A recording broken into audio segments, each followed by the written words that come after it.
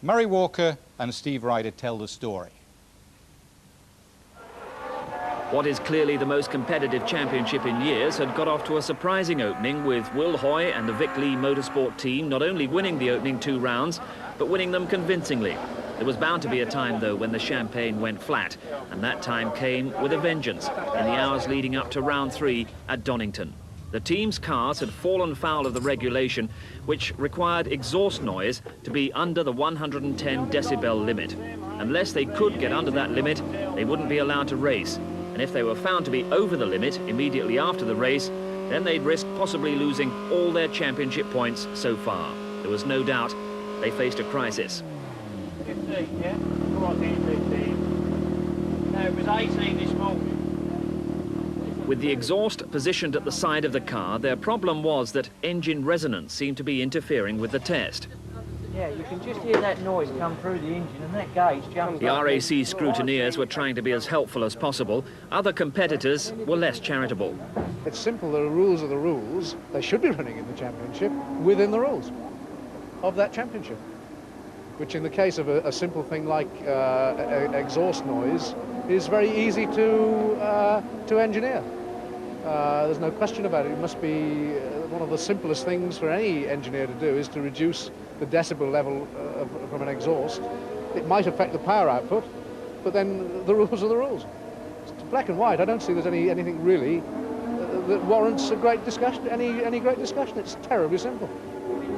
Maybe not so simple, though, with time running out. For Vic Lee and the team, the task was to reroute the exhaust or pack in extra baffling and noise protection to solve the problem in a very temporary fashion. Trying to rig up a deflector plate at the moment, because the noise meter actually picks resonance up. It's not actually the bulk of the noise of the car, it's actually a high-pitched resonance that we seem to have got in the car, and we're just trying to get rid of that. And if we can get rid of it and get it down below, I mean, obviously we want to get the cars down below 110. We can't take the risk of running at 110. We've got to get it to sort of 106. And if we were successful, then, you know, we'll go from there. We've obviously got another contingency plan, which I'm not prepared to talk about at the moment, but we'll have to see what happens at 4 o'clock this afternoon. 4 o'clock came, and the BMWs of Will Hoy and Tim Harvey were on the grid, but on the back row with 10-second penalties. They were under the noise limit, but their qualification times had been wiped out. The rest of the field had a less frantic time. Pole position was claimed by Steve Soper, looking for the first victory for the Works BMWs. His teammate Jonathan Palmer alongside. The ever-improving Vauxhalls of Cleland and Allam made up the second row. Sittner's BMW on row 3 with Gary Ailes, who'd qualified his Toyota ahead of team leader Andy Rouse, who joined Ian Flux on row 4. The opening laps would certainly be frantic. SO British Touring Car Championship round 3 at Donington. Commentator Murray Walker. On the front row, the Works BMWs, Steve Soper and Jonathan Palmer. And behind them, the Vauxhall Cavaliers of John Cleland and Jeff Allam. This should be good. Steve Soper gets away beautifully, but look at the back, Rob Gravitt is out already. So it's down to Redgate. Soper on the left and Cleland on the right, absolutely together. Then it's Sittner, Palmer, Jeff Allam, round Redgate they go. And Letton Lindgren is off. Now we're in car with Bristow. Lindgren rejoins, and that's Dennis Leach ahead. Now, down to the Craner curves at 120 miles an hour. Soper and Cleland absolutely together. Then it's Allam and Sittner behind them. Soper locks up. Onto the grass goes John Cleland, and he's losing places. Jeff Allam's gone through to second, Sittner to third. There's Ian Flux going through to 4th position, and Andy Rouse to 5th. And John Cleland is down to 6th position. McLean's. Soper locks up, then it's Allam, Sittner. Look at it, just like the North Circular. Flux is in 4th position, Andy Rouse, we're in car with Ray Bell. That's Nick Whale ahead. And they're starting to go through now. We're going down Starkey Straight to the S's. Steve Soper is leading. Jeff Allam is in 2nd place. Then the black BMW of Frank Sittner. Andy Rouse is up into 4th position. Ian Flux is down to 5th. Then it's Cleland, Palmer. Bristow goes over the curb. We're in car with Lawrence Bristow now. Look, he's lost a place. Now down to Melbourne, the hairpin. Soper and Allam leading. Frank Sidner, number 3, is Andy Rouse in 4th position. Behind him, John Cleland. We're looking back from Rouse's car at John Cleland. 5th position, up to Goddard. He's going through on the inside. He's going to take Andy Rouse. Look at it, his wheels right off the ground. And out of the corner they go, down towards Redgate. In car with Cleland, Andy Rouse on the right. So, it's Vauxhall versus Toyota. Here they go. Looking back from Andy Rouse's car, on the left, Jonathan Palmer, and on the right is John Cleland. Up to the Craner curves. Rouse, Cleland, Palmer. They're chasing Frank Sidner's BMW. The 3 of them are absolutely together. Into the right-hander, raising the dust. Looking back again. There's John Cleland. Underneath Starkey's Bridge, up to McLean's. Chasing Frank Sidner. There is Andy Rouse, number 3. And he almost locks up. His rear wheel is almost stationary as he goes into the right-hander. Looking back at Cleland again, up towards Coppice at 100 miles an hour, the right-hander, which leads into the long straight. In car with John Cleland, Andy Rouse ahead. Now, this is only the Toyota's 3rd race. Steve Soper's leading, Jeff Allen is 2nd, Frank Sidner is 3rd, Andy Rouse that we're looking at is 4th, into the S's, the leaders, Soper, Allen, Sidner, Rouse in car with Bell, cross hands, almost off, just held it, Ray Belm in the BMW. And here's a reminder that Will Hoy, number 11, the championship leader, and Tim Harvey, number 4, started at the back with a 10-second penalty for breaking noise regulations. They get away together. Tim Harvey leads the 2 into Redgate. We're in car with Will Hoy, the championship leader, in his Vic Lee Motorsport BMW M3. 2 litres like the rest of the cars. And now we are back in the race with Will Hoy. Up to 15th place from 22nd. Pagan Anderson ahead, and there is smoke inside the car. Will Hoy looks down. Don't know what it is. Doesn't seem to be worrying Will at all. He's pressing on, trying to catch the Swedish driver in front of him. Down the long straight, the smoke is getting worse and worse. This looks bad. But Will goes through, takes Pagan Anderson. He's caught Mark Hales and Ian Forrest now. Now, it's my guess that it's got to be something to do with the changes the team made to the exhaust system to comply with the noise rules. But that's a guess. And it looks as though Will Hoy's race is run. But here are the leaders. And behind them, we're looking now at Rouse, Cleland and Palmer, and Gary Ailes. Andy Rouse in the Toyota. John Cleland in the Vauxhall, number 5. Palmer in the BMW, and into the pits comes Hoy. Well, he won at Silverstone, he won at Snetterton. 48 points put him in the lead of the championship, but he's clearly not going to get any more points today. Out of the car. Now, mechanic's having a look at see if they can spot. Fire, down there. Fire down there, he says. And here are the fire marshals. Quick blast with the extinguishers, that'll put it out. And of course it puts Will Hoy well and truly out of round 3 too. Smoke everywhere, fire extinguisher everywhere. And that is the remains of the exhaust system. That's where the trouble was. That's Vic Lee. And there is a very unhappy looking Will Hoy. No points here today. Fast and furious at the front, and John Cleland is going through into the S's. John Cleland moves ahead of Andy Rouse, who's got Palmer, number 22, behind him. And behind Jonathan Palmer is Gary Ailes. So, now Palmer is attacking. Jonathan Palmer going for 5th position and taking it from the Toyota of Andy Rouse. We're in car with Rouse now, looking at Palmer. So this is Toyota Carina versus BMW, looking back from Rouse's car at Gary Ailes, and it looks to me as though Ailes is going through. Yes, indeed he is. Gary Ailes having the temerity to pass the boss. Both of them in Toyota Carinas on their way down to Redgate. Now, this is a super drive by 26-year-old Gary Ailes, who comes from Maidstone, number 33. He's not used to saloons, but he was 9th at Silverstone, 6th at Snetterton, and now he's 6th here. This man is a new star. Down to the Craner curves, and they're catching Frank Sidner, who is in 3rd position. They being Cleland, there he is. Behind him, Jonathan Palmer. Fifth behind him, Ailes. We're in car with John Cleland now, on the way up to McLean's. The British champion of 1989, chasing the British champion of 1988. And they can both see Soper and Allen ahead of them. First, second, third. We're riding with the fourth man. Now up to Coppice. There's Soper's BMW. Allen, Sidner, then Cleland and Ailes. Out of Coppice, down the long straight, past the exhibition building. Here it is. Now you can see the gap between Steve Soper in the lead. Jeff Allen in the Vauxhall in second place.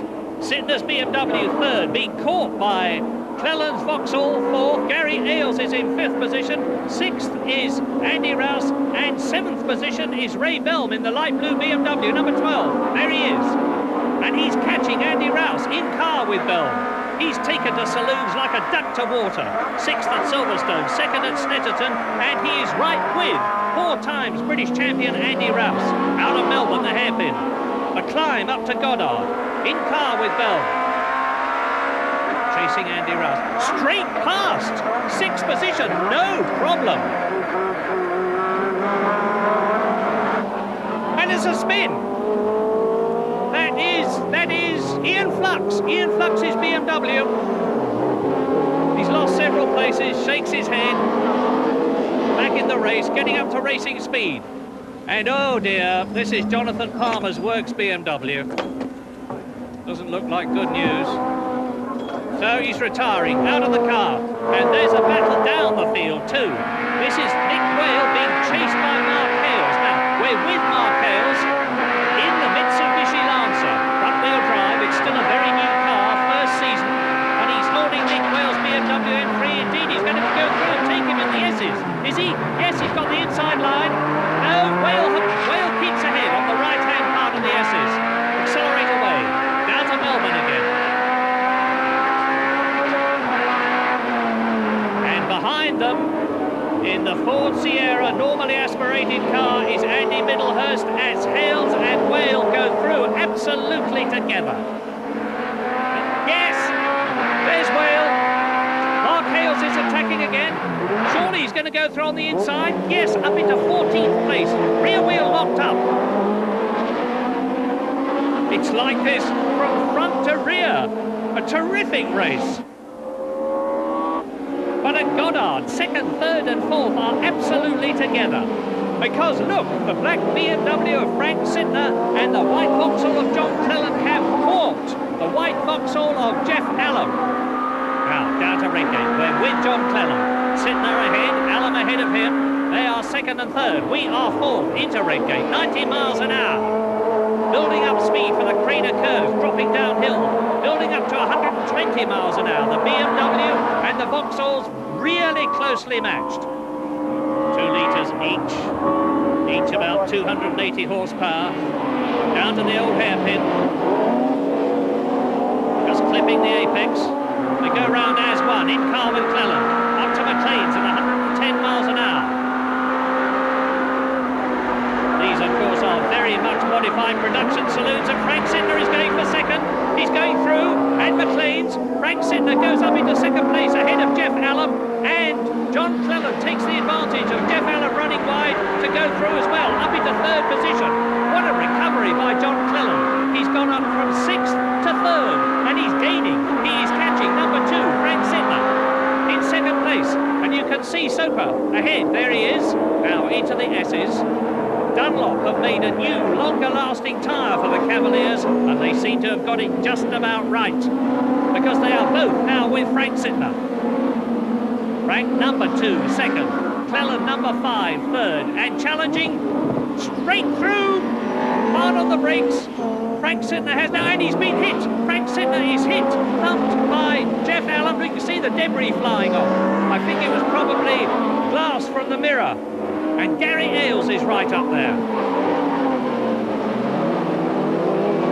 Right behind Jeff Allen, number 6. So it's Vauxhall, BMW, Vauxhall, Toyota, number 33, Gary Ailes. Down to Redgate now. Watch them turn in. Ailes goes through. Now, Jeff Allen ran very wide indeed there, and Gary Ailes took the opportunity to nip through. Here he is pulling away from Jeff Allen. And the left rear wheel comes right up off the tarmac as he goes round the left-hander into the right-hander at Old Hairpin. That's Ailes. And that is Ray Bell, who's starting to close up too. He is in 7th place. And at Starkey's, McLean's, Soper leads, Cleland second. Sittner is third. It's certainly not a runaway win for Steve Soper, and he's currently the top saloon driver in Europe. Cleland, Sittner, down the straight again. Now, take a deep breath. Here is the race order. Leader, you can see him, Steve Soper, BMW. Cleland second, Vauxhall. Sittner third in the black BMW. Fourth is Gary Ailes in the Toyota. Fifth is Jeff Allen in the Vauxhall. Sixth is Andy Rouse in the Toyota. And seventh is Ray Bell in the light blue BMW, and that is Lawrence Bristow. 8th position. Into the S's, Bristow, number 9. In car. Now, Lawrence is finding the 2-litre left-hand drive BMW a very different motor car to last year's 550 horsepower Ford Sierra Turbo. And he is being caught by his teammate Tim Harvey, who started last with a 10-second penalty. Up to Goddard. Allen in 5th position. Rouse is catching him. Andy Rouse in the Toyota. The third of the cars you're looking at now is catching Jeff Allen, who is in 5th position. And his Toyota seems to have a new lease of life all of a sudden. In car with Rouse. Allen ahead, 5th place. 2 front-wheel drive cars, the Vauxhall and the Toyota that we're with. And Rouse is getting ready, I think, to get through. He's harrying Allen every inch of the way. Meantime, Gary Ailes is pulling away from both of them. I wonder if Jeff Allen's tyres have gone off. In car with Andy Rouse. Up towards McLean and through. And there is the master at work. Andy Rouse, 4 times British champion. And look back at Allen's car and you can see on the right where he hit Sittner earlier on.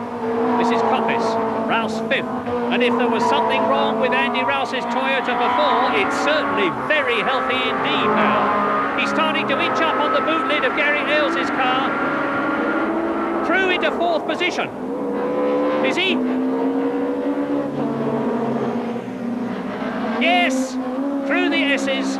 And number 4, Harvey, is really on a charge. Tim first drove a BMW M3 at Macau last year and he found it very difficult to adjust. Well, now he has adjusted, look at him.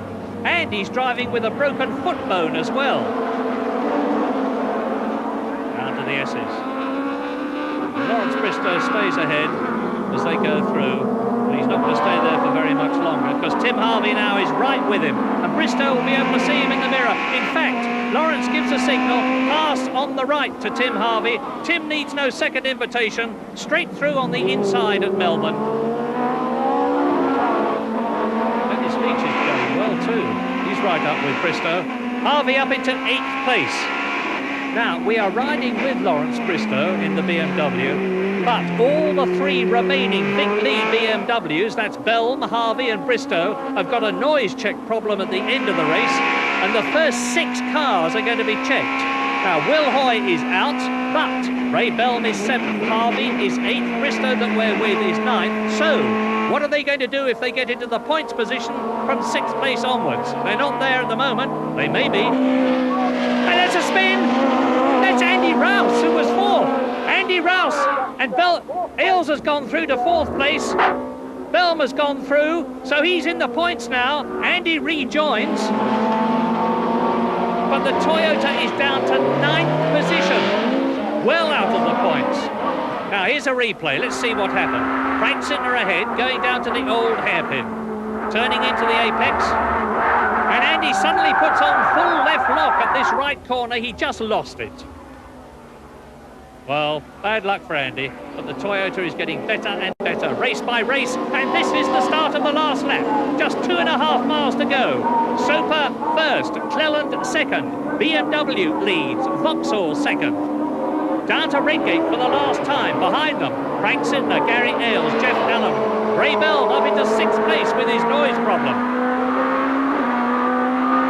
car with John Cleland. Can he close the gap between himself and the BMW of Steve Soper? Trainer curves, old hairpin. Looking back from Soper's car, and look at the way that Cleland is riding the curves. He is absolutely 10/10. From Starkey's to McLean's, the right-hander. That's where some passing's been done in this race. I'd be surprised if Cleland can get past Soper here, though. Now up to Coppice for the last time. Still climbing. In car with Cleland, that's the leader ahead. This is the last lap. There's less than half a lap left now. Down the long straight to the S's. The man who gets to the S's first is likely to win this race. And you can see Sidner in the background. First, second, third. Soper is first into the S's. Rides the curve left. Rides the curve right. Puts his foot hard down. Over the crest. Downhill. On go the brakes for Melbourne Hairpin. This is it. He's just got the climb to Goddard left now. But remember how many people have been passed at Goddard when they've run wide. Steve Soper is a veteran. He'll keep it tight, I'm sure. But Cleland could still do it. Just. This is it, last corner, Soper locks up the left front. Cleland is right behind him, they can see the checkered flag, and Steve Soper is the man who takes it. So, Soper wins, Cleland is in second place, Frank Sidner finishes third. There's Gary Ailes in fourth place, and Jeff Allen in fifth place. But Ray Belm is stopping before the flag. He's slowing right down. There's the line, and Tim Harvey goes through into sixth place. So he's got a noise problem now, and if that wasn't a tactical stop, I'm a Dutchman. In fact, it was the tactical stop of all time. It meant that his Vic Lee Motorsport colleague Tim Harvey was into sixth. He was noise tested, failed, and was disqualified. Belm was then promoted back to sixth, but avoided the scrutineers.